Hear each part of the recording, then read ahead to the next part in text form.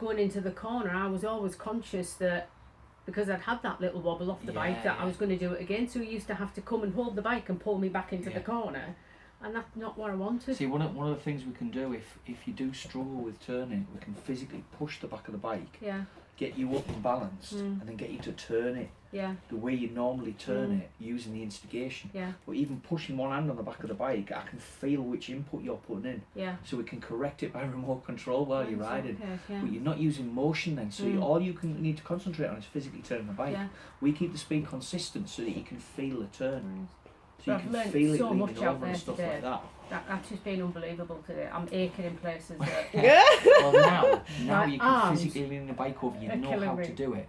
You can balance a bike, you know how to do it. And you can oversteer a bike, which you know how to do. You can tighten the corner when you feel you need to.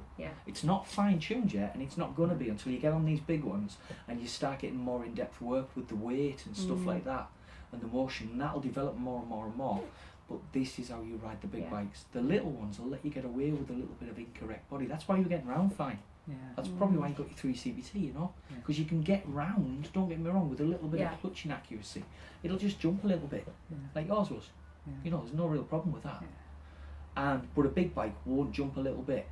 A big bike does other things. Which means starting on the 125s, getting the technique there.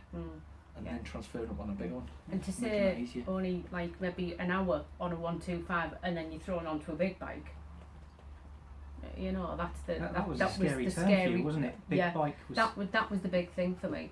And you kept saying today big bike, and I'm thinking, and I was talking to myself and I'm thinking, I'll make sure I don't use that next time. Shut up, don't be saying big bike. I'll make sure I don't use that next time. Because I was thinking, you, isn't it? It is for me, Since I had that little wobble. That's what's done it, and I just think big bike, can't do it. Well, do you know what I mean? I'm looking forward to the next one then, because I was wanting to get you up.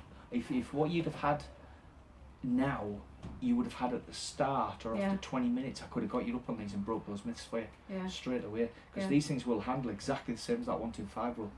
The only thing is, the 125s feel a bit flighty.